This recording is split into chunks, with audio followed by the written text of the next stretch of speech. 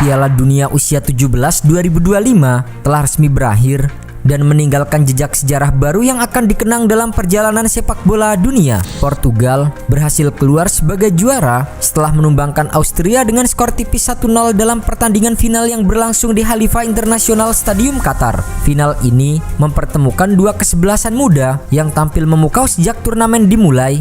Namun Portugal menjadi pihak yang pada akhirnya mampu mengangkat trofi tertinggi untuk pertama kalinya dalam sejarah mereka di level usia di bawah 17 tahun. Perjalanan kedua tim menuju final begitu berbeda dan menarik untuk disoroti. Austria datang ke laga puncak dengan status impresif sebagai kesebelasan yang belum pernah merasakan kekalahan dalam 7 pertandingan sebelumnya, dan lebih luar biasa lagi, mereka hanya kebobolan 1 gol sepanjang turnamen. Soliditas lini belakang serta performa konsisten para pemain muda Austria membuat mereka digadang-gadang sebagai salah satu kandidat kuat juara. Di sisi lain, Portugal justru memulai kompetisi dengan langkah yang kurang mulus. Mereka kalah pada pertandingan pertama melawan Jepang. Namun, kekalahan tersebut justru menjadi pemantik semangat untuk bangkit.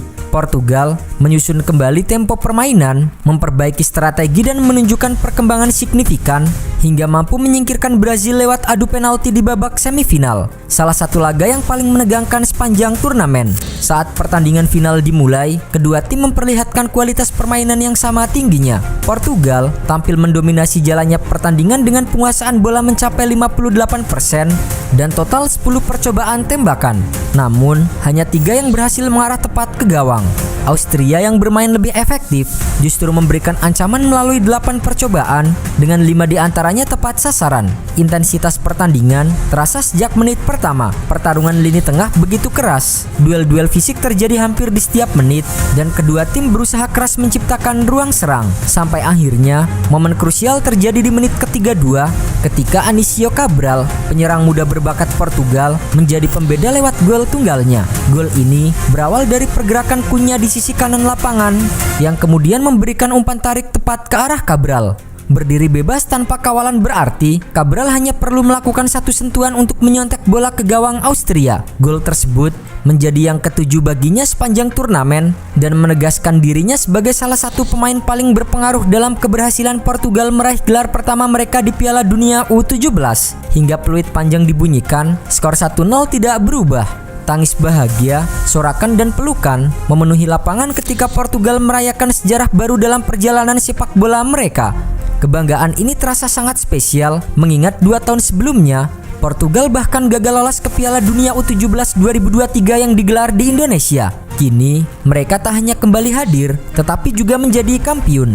Kemenangan tersebut memperlihatkan bagaimana regenerasi dan pembinaan pemain muda Portugal berlangsung efektif dan terarah. Keberhasilan ini menjadi fondasi kuat bagi masa depan sepak bola Portugal dan membuka peluang lahirnya bintang-bintang besar baru di masa mendatang. Namun, di balik euforia Portugal, Austria tetap menjadi tim yang layak mendapatkan tepuk tangan panjang. Selain kerja kolektif mereka yang sangat solid, negara tersebut juga berhasil melahirkan top skor turnamen Johannes Moser.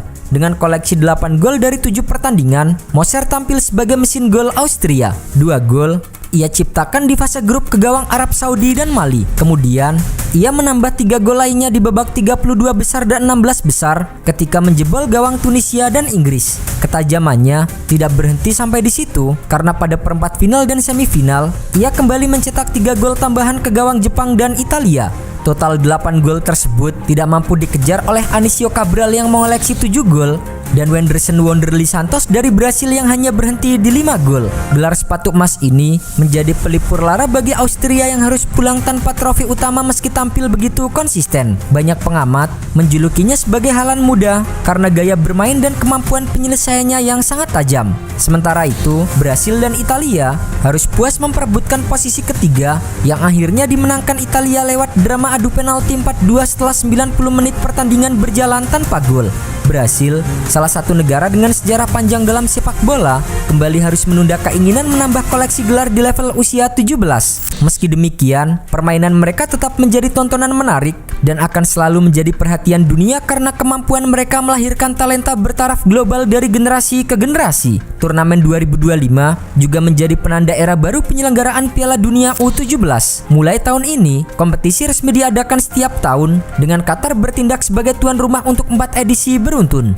Format baru ini diharapkan mampu memberikan lebih banyak ruang bagi pemain muda untuk merasakan atmosfer kompetisi internasional, sehingga pembinaan generasi emas di tiap negara semakin merata. Indonesia pun kembali ikut serta untuk kedua kalinya, meskipun langkah Garuda Muda terhenti di fase grup setelah hanya mampu menempati posisi ketiga. Meski belum mampu berbicara banyak, pengalaman bermain di panggung internasional menjadi bekal berharga bagi para pemain muda untuk berkembang dan menambah jam terbang. Kemenangan Portugal usia 17 juga memicu euforia besar di media sosial, terutama di platform X, di mana banyak pendukung Portugal mengaitkan keberhasilan skuad muda ini dengan peluang tim nasional senior meraih prestasi besar di Piala Dunia 2026. Para netizen menyuarakan keyakinan bahwa kesuksesan perkembangan generasi muda merupakan isyarat bahwa saatnya Portugal berjaya di level tertinggi. Banyak yang meyakini Cristiano Ronaldo dan rekan-rekannya akan memiliki kesempatan nyata untuk mengangkat trofi Piala Dunia yang selama ini masih belum pernah mereka raih.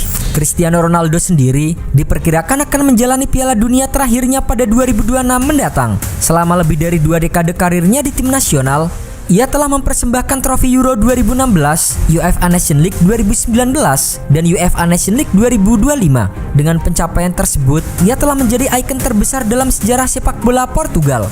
Namun, satu trofi belum pernah ia menangkan, yaitu trofi Piala Dunia. Oleh karena itu, kemenangan tim usia 17 2025 seakan menjadi dorongan moral bahwa generasi sepak bola Portugal berada pada jalur yang cerah dan kejayaan di masa depan bukan hal yang mustahil. Banyak pendukung percaya bahwa momentum ini bisa berlanjut ke tim senior, di mana Ronaldo mungkin akan menutup karir internasionalnya dengan salah satu pencapaian paling emosional dalam sejarah sepak bola dunia.